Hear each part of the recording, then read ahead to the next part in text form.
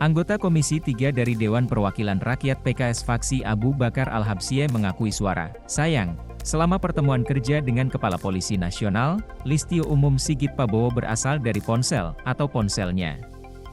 Panggilan, menurut Sekretaris Jenderal PKS, berasal dari keluarganya.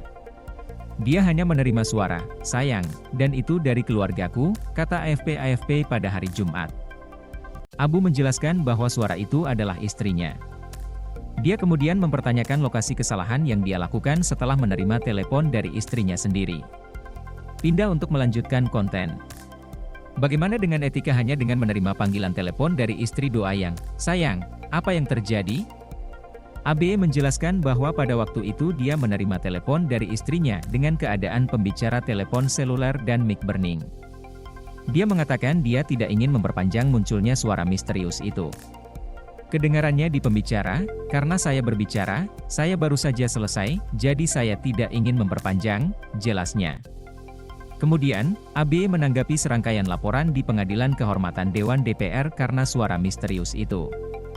Menurutnya, tidak ada masalah etis dari insiden itu. Satu hal yang perlu dipertimbangkan, tidak ada masalah etis di sana, katanya. ABE juga mengundang bagian-bagian yang mengeluh kepada MKD. Dia meyakinkan bahwa MKD menerima laporan yang masuk. Tolong, yang ingin mengeluh dengan MKD, lanjutkan. Karena MKD adalah tempat untuk menginformasikan. Dalam hal aturan etika, tidak ada. Karena kami menerimanya, kata AB. Insiden yang disebut, diperkirakan, didengar ketika seorang anggota Komisi Dewan Perwakilan Rakyat 3 dari faksi Gerindra, Habibur Rahman, memberikan gangguan dalam pertemuan tersebut. Di Habibur Rahman berbicara, tiba-tiba ada suara seorang wanita yang disebut, sayang, yang terdengar dari ponsel. Kemudian ada warga yang melaporkan panggilan-panggilan, dicintai, ke DPR MKD karena dianggap tidak pantas.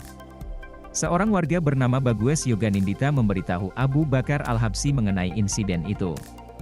Abu Bakar dirangsang bahwa ia melanggar kode etik karena ia telah merayu wanita ketika Dewan Perwakilan Rakyat 3 memiliki kelayakan dan bukti properti dari kemungkinan hakim beberapa waktu lalu.